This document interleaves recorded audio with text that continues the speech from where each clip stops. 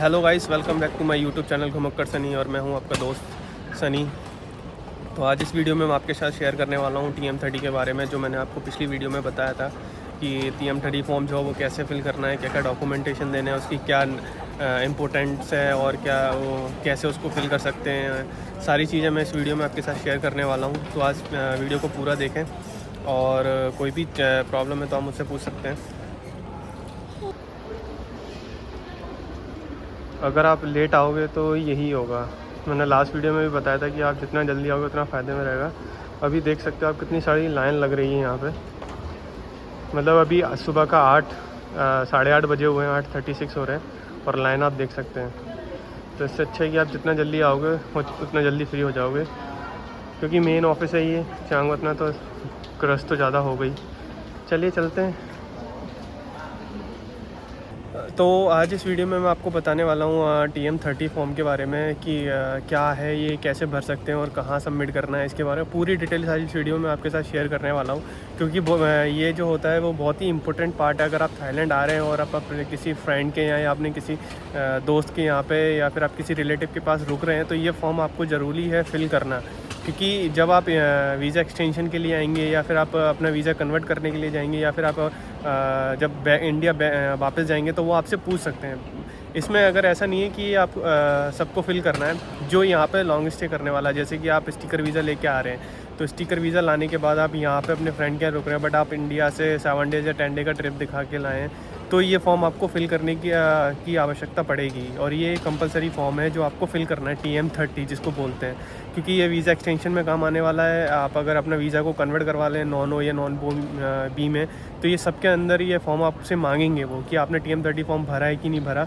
तो ये, और अगर आप वीज़ा ऑन अराइवल लेकर आ रहे हो तो ये फॉर्म जो है वो आपको फिल करने की ज़रूरत नहीं है। जैसे आप अगर किसी होटल में स्टे कर रहे हैं या फिर हॉस्टल में स्टे कर रहे हैं, तो वो ऑटोमेटिकली आपके इस फॉर्म को फिल करके इमिग्रेशन को सबमिट कर देते हैं। तो वो आपके उस केस में आपको इस फॉर्म की कोई ज़रूरत नहीं है, ना इसकी आपकी कोई टेंशन लेने की ज़रूरत है।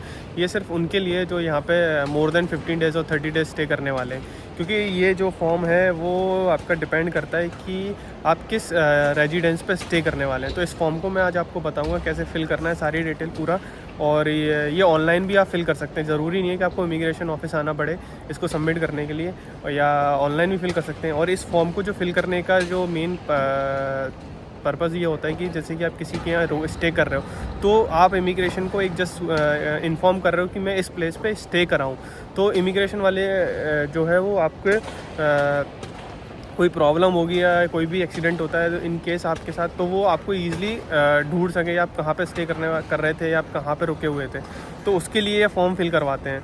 सेकंड चीज़, ये फॉर्म जो होता है ये ऑनर भरते हैं। जैसे आप अगर किसी अपार्टमेंट में रह रहे हो या फिर आपने कॉन्डो लेके रह रहे हो या आप किसी रेंट पे प्रॉपर्टी पे रह रहे हो, तो आपका जो ऑनर होगा वो इस फॉर्म को फिल करेगा। उसका जो है क्या डॉक्यूमेंट लगेगा, ये सारी चीज़ें मैं आपको इस वीडियो में बताने वाला हूँ। और ये वीडियो आप पूरा एंड तक देखें, जिससे कि आपका जो भी डाउट हो वो क्लियर हो जाए। चलिए तो मैं अपना बैक कैमरा करके आपको दिखाता हूँ इस फॉर्म के बारे में। तो ये जो आप फॉर्म देख रहे हैं ये है आपका TM30 फॉर्म। आप यहाँ पे इमिग्रेशन में आके डायरेक्ट उनको बोल सकते हैं कि मुझे TM30 फॉर्म दे दो, तो वो TM30 फॉर्म जो है वो आपको दे देंगे।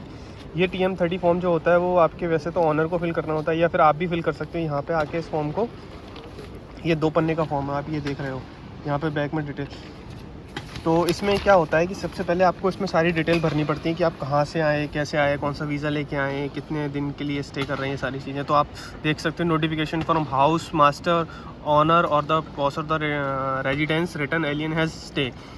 तो हाउस मास्टर मतलब कि यानी कि आपका ऑनर, जैसे अपने इंडिया में क्या होता है कि जिस घर के जो ज़मीन के कागज़ या पेपर वगैरह जिस नाम होते हैं वो ऑनर होता है अपने यहाँ, तो सेम इसका हाउस मास्टर उन्हीं को बोलते हैं यहाँ पे ये।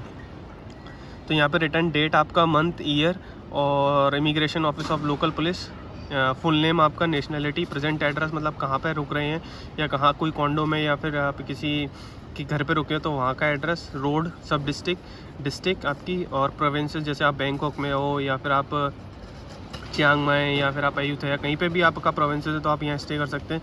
To stay temporary in the kingdom has he stay, यहाँ पे आप मेंशन कर सकते हो टेम्प्रेरी स्टे। लाइन आपका, road, sub district, provinces, on date, month, year और टोटल। यहाँ पे आपको लिखना है कि कितने लोग आपके यहाँ पे रुकने वाले हैं, मतलब कि आप अगर सिंगल हो या 2 या 3 लोग हो तो यहाँ पे आप मेंशन कर सकते हो नंबर। और ये आपका हाउस मास्टर के सिग्नेचर, ये आप देख सकते हैं इन्होंने नोटिफाई कर रखा है कि ये जो आपका ये TM30 फॉर्म है ये आपको विद इन 24 आवर्स के अंदर फिल करके देना है। क्योंकि क्या होता है कि इसमें ये प्रॉब्लम होती है कि अगर आप इस फॉर्म को लेट करोगे, मतलब 24 आवर्स से बाद में दोगे, तो ये आपसे चार्ज करेंगे 1000 बात का। अगर मान लो आप इस फॉर्म को फिल करना भूल गए हैं तो ये फिर आपसे 1000 बात फीस चार्ज करेंगे फिर। और आपको ये जो फॉर्म है वो इमिग्रेशन ऑफिस आके ही फिल करना पड़ेगा, ना कि आप ऑनलाइन फिल कर सकते हैं। तो ये आप देख रहे हैं, ये आपका रिसिपेंट वो क्या आपका नोटिफिकेशन। अब यहाँ पे क्या होता है, ये आपकी पूरी डिटेल्स भरनी होती है।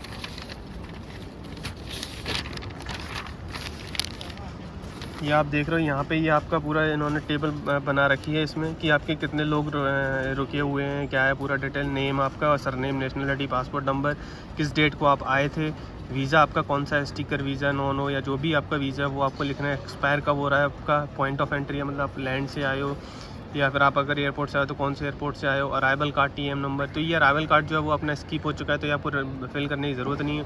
रिलेशनशिप यानी कि आप किसी के यहाँ रुक रहे हो तो उसका रिलेशन, जैसे आप अपनी फ्रेंड के यहाँ रुक रहे हो तो आपका फ्रेंड हो गया, या आप अपनी किसी फ्रेंड के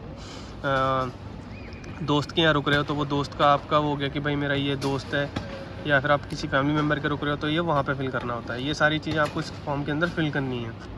ये आप देख रहे हो, तो यहाँ पे आप अगर 1 लोग हो 2 लोग हो तो सबकी सारी डिटेल आपको फिल करके देनी होती है। जो फॉर्म है वो आपको कंपलसरी भरना है। वैसे तो ये फॉर्म जो है आपका ऑनर फिल कर सकता है ऑनलाइन, कोई इशू नहीं है। उनका जो है आपका डॉक्यूमेंट में आपका क्या लगेगा, आपका पासपोर्ट और आपका वीज़ा, ये 2 आपके डॉक्यूमेंट लगेंगे। और ऑनर का जो होगा उनका लगेगा तबीयन बान और उनकी ID कार्ड और सिग्नेचर और एक लेटर।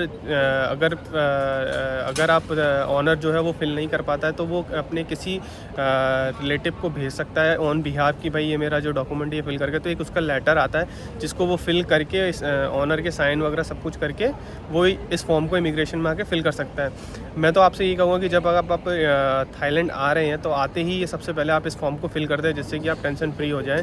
ये जो फॉर्म है वो आपको ऑनलाइन भी मिल सकता है, मैं उसका वेबसाइट का लिंक जो वो डिस्क्रिप्शन में डाल दूँगा। तो आप एज आ ऑनर के बिहाफ पे आप उसको रजिस्टर्ड कर लें, तो आप वहाँ पे जाके अपनी डिटेल्स फिल कर सकते हैं, कहाँ से आए, कैसे आए, कब किस टाइम पे आए थे, ये सारी डिटेल आप वहाँ पर डालोगे, ऑटोमेटिकली वो इमिग्रेशन को सबमिट हो जाएगा। तो आपको इमिग्रेशन ऑफिस आने की ज़रूरत नहीं पड़ेगी, ये फॉर्म फिल करने की भी ज़रूरत नहीं पड़ेगी, आप ऑनलाइन भी कर सकते हैं ये चीज़। बस इसमें एक चीज़ है कि ये आपको जो है जब जिस दिन आप आ रहे हो, जैसे कि आप कल आ रहे हो तो कल की कल आप इस फॉर्म को फिल कर दें, ऐसा ना हो कि आपको नेक्स्ट डे के लिए चला जाए। क्योंकि ये क्या है कि थाईलैंड में हमेशा करप्शन तो है ही, तो ये आपका अगर एक दिन भी डिले हुआ तो आप ऑनलाइन फिल नहीं कर सकते। पहली कंडीशन इन्होंने दे रखी है, विद इन 24 आवर ही आप इसको फिल कर सकते हैं ऑनलाइन। तो अगर 24 से आपका 25 हो गया तो आप उसको ऑनलाइन फिल नहीं कर सकते, ये इनकी कंडीशन है। तो आप ऑनलाइन से वहाँ से चले गए तो इससे अच्छा है फिर वहाँ से जाने का फिर आपको यहाँ पे चायंगवतना ऑफिस आके फिल करना पड़ेगा, फिल करके इनको सबमिट करना पड़ेगा। और ये आपसे फिर 1000 बात थाई बात फीस जो है वो आपसे चार्ज करेंगे सिर्फ TM30 फॉर्म के लिए। ये अभी आपको ऐसा लग रहा होगा कि फॉर्म इसकी क्या ज़रूरत पड़ेगी क्या नहीं है, बट जब आप अपना वीज़ा कन्वर्ट करवाओगे, जैसे नॉन ओ में करवाओगे या नॉन बी में करवाओगे या स्टूडेंट वीज़ा लोगे, तो ये उसमें आपका सबसे इम्पोर्टेंट पार्ट है, क्योंकि ये वहाँ शो करेगा कि आप इस रेजिडेंसी पे स्टे कर रहे हो। तो ये फॉर्म जो है वो आप फिल करना ना भूलें। और अगर आपका कोई भी डाउट है ऑनलाइन फॉर्म फिल करने में या फिर इस फॉर्म को लेके, तो आप मुझे कमेंट करके पूछ सकते हैं, या आप मुझे इंस्टाग्राम पे मैसेज करके पूछ सकते हैं, तो मैं आपको वहाँ पर रिप्लाई कर दूँगा। और आप अगर मेरे चैनल पर नए हैं तो चैनल को सब्सक्राइब करना ना भूलें, बेल आइकन को प्रेस कर दें, जिससे कि आने वाली नई वीडियो का नोटिफिकेशन आपको मिल जाए।